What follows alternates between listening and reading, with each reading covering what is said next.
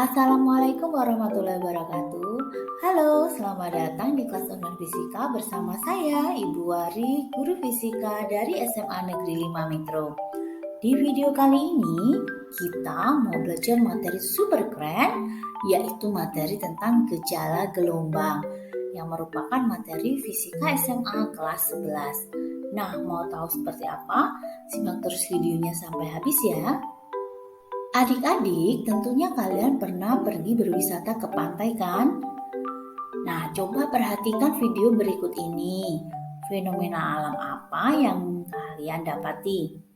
Yes, betul sekali. Salah satunya adalah gelombang laut. Nah, ini bisa kita lihat ya, para peselancar memanfaatkan gelombang laut itu untuk melakukan aktivitasnya. Wow, sensasinya pasti oke, keren sekali ya. Nah, sebenarnya apa sih yang dinamakan gelombang itu? Seperti yang sudah kalian pelajari ketika di SMP, ada beberapa kriteria tentang gelombang.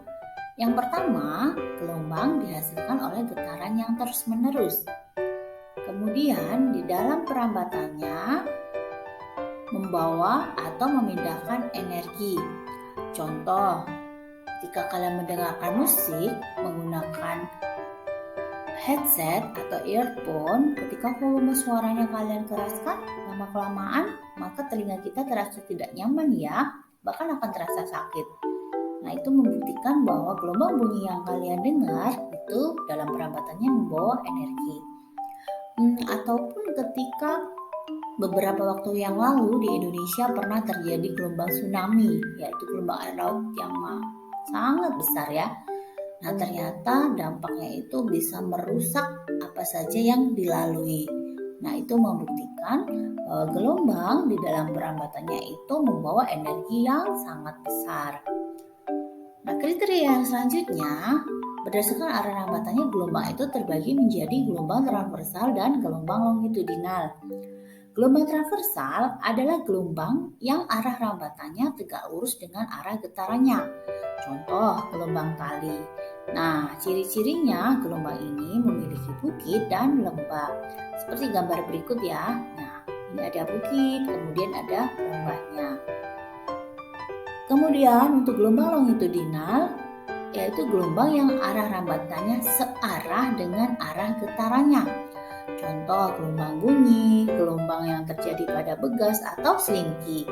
Ciri-cirinya memiliki rapatan dan renggangan seperti gambar ini ya. Nah, ini yang rapat, ini adalah rapatan, dan ini adalah renggangannya. Oke, selanjutnya kita akan mempelajari tentang pola gelombang. Untuk pola gelombang transversal, kita bisa melihat gambar ini.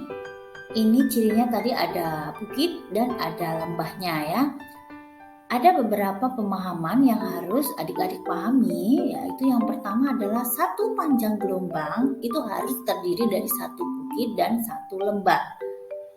Misal dari titik A, nah sampai ke titik E, ini namanya satu panjang gelombang. Jadi harus terdiri dari satu bukit dan satu lembah.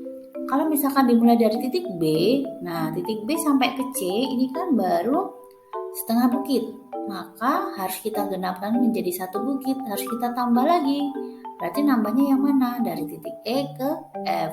Berarti kalau misalkan dimulai dari titik B, satu panjang gelombangnya adalah dari titik B sampai ke titik F. Atau kalau misalkan dimulai dari titik D, nah ini kan setengah lembah ya, D baru ke E baru setengah lembah. Padahal kita kan memerlukan harus satu bukit dan satu lembah, berarti kurang setengah lembah lagi. Nah, satu bukitnya kan udah cukup nih. Untuk lembahnya berarti kita tambahin lagi setengah. Jadi kalau dari titik D, berarti satu panjang gelombangnya sampai titik H. Begitu ya. Nah, kalau hanya satu bukit saja bagaimana? Misalkan dari titik A ke C. Nah, dari titik A ke C ini berarti setengah gelombang. A atau satu lembah saja, C ke E itu juga setengah gelombang. Kalau misalkan dari A ke B berapa gelombang ya? Oke. A ke B itu kan setengah dari bukit. Berarti A ke B ini sama aja seperempat gelombang. Kemudian C ke D juga seperempat gelombang. Oke, gitu ya. Mudah-mudahan bisa dipahami. Nah, ada beberapa komponen penting pada sebuah gelombang transversal ya. Misalkan ada simpangan. Apa sih simpangan? Simpangan adalah jarak suatu titik pada gelombang terhadap posisi setimbangnya. Mari kita perhatikan gambar ini lagi. Nah, di posisi setimbangnya yaitu pada saat tali belum diketarkan, yaitu yang mendatar ini ya, yang searah sumbu X ini berarti posisi tali keadaan setimbang. Nah, simpangan itu jarak suatu titik pada gelombang terhadap pada posisi setimbang. Nah, ketika tali digerakkan naik turun, maka akan terjadi gelombang. Nah, akan menyimpang dari posisi setimbangnya. Yang namanya simpangan yang mana? Ya, ini dari titik B sampai ke B atas ini ya, atau mungkin belum sampai ke B yang atas, mungkin baru sampai sini, baru tengah-tengahnya, itu simpangan. Jadi intinya simpangan itu diukur dari posisi setimbangnya. Nah, kalau simpangan yang paling jauh, yang paling tinggi, atau yang paling atas, atau yang paling bawah, itu namanya amplitudo. Ya, berarti amplitudonya di sini adalah di titik B, titik D, titik F, dan titik H. Kemudian ada puncak gelombang. Puncak gelombang itu titik paling tinggi ya, ada B, kemudian ada titik F, kemudian ada dasar gelombang. Namanya dasar pasti di bawah ya, jadi titik D dan titik H. Bukit gelombang, lengkungan atas gelombang pada posisi timbang, berarti A sampai C, kemudian E sampai D. Lembah gelombang yaitu lengkungan bawah gelombang pada posisi setimbang, berarti titik C sampai titik E atau titik G sampai titik I. Kemudian ada cepat rambat. Nah, ketika gelombang itu berjalan, nah ini kan gelombangnya berjalannya ke kanan nih, pasti menempuh jarak tertentu dan waktu tertentu. Nah, jadi berarti gelombangnya punya cepat rambat, yaitu jarak yang ditempuh gelombang tiap satuan waktu. Selanjutnya, pola gelombang longitudinal. Nah, untuk pola gelombang longitudinal ini, yang namanya satu panjang gelombang itu terdiri dari satu rapatan dan satu renggangan. Berarti kalau dimulai dari A, satu rapatannya kan sampai B, tambah lagi satu renggangan, berarti B sampai C. Jadi yang namanya satu panjang gelombang atau lambda dari titik A sampai ke titik C. Kalau hanya satu rapatan saja bagaimana? Satu rapatan saja berarti hanya setengah gelombang. Nah, kalau dimulai dari titik C sampai titik E itu juga satu lambda. Itu ya, jadi intinya di gelombang longitudinal itu yang namanya satu panjang gelombang harus terdiri dari satu rapatan dan satu renggangan. Besaran-besaran di dalam gelombang itu ada beberapa. Yang pertama adalah frekuensi atau F, yaitu jumlah atau banyaknya gelombang yang terjadi setiap detik, disimbolkan dengan F. Jumlah ini biasanya kan disimbolkan dengan M. Setiap detik ini time T, berarti frekuensi adalah N per T, di mana satuan frekuensi adalah Hertz atau sepersekon, N yang banyaknya gelombang, time-nya adalah waktu dalam satuan sekon atau detik. Besaran gelombang yang lain adalah periode, yaitu waktu yang diperlukan untuk melakukan satu gelombang. Periode disebutkan dengan T besar sama dengan waktu, ini kan time, berarti T kecil dibagi dengan satu gelombang. Satu gelombang itu kan jumlah, berarti per N. Nah, untuk T-nya adalah periode dengan satuan sekon atau detik, T kecilnya adalah waktu atau sekon dalam satuan sekon atau detik, dan N-nya adalah banyaknya gelombang. Nah, kalau kita lihat hubungan T dan F itu kebalikannya ya, sehingga kita dapetin lah di persamaan-persamaan itu T sama dengan seper F. Kemudian besaran yang lainnya adalah cepat rapat gelombang atau V. Nah, seperti yang sudah kita pahami, gelombang itu merambat dari satu ujung ke ujung yang lain. Tentunya ketika merambat dia memiliki kecepatan tertentu, menempuh jarak tertentu dan waktu tertentu pula. sehingga dituliskan V-nya sama dengan S per T. Nah, karena jarak yang ditempuh satu periode itu kan T kecilnya sama dengan T, itu sama dengan panjang satu gelombang, S-nya berarti diganti dengan lambda ya, kan karena satu gelombang jaraknya berarti lambda. Sehingga kita dapati V-nya sama dengan lambda per T, atau V-nya adalah lambda dikalikan F. Kenapa F? Karena tadi T-nya kan seper F. Nah, untuk lebih jelasnya, mari kita lihat contoh soal berikut. Sebuah gelombang transversal bergetar 120 kali selama 1 menit.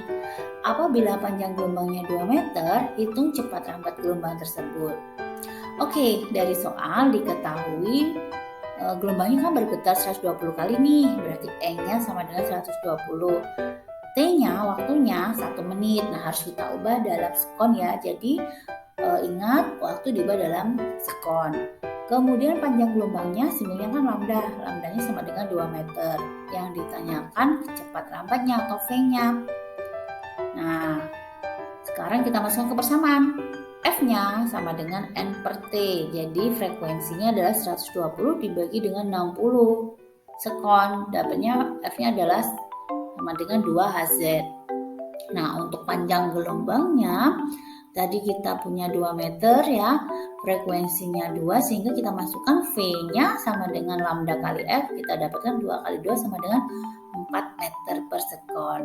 Jadi cepat rambat gelombang transversal tersebut adalah 4 meter per sekon. Gimana adik-adik? Mudah bukan?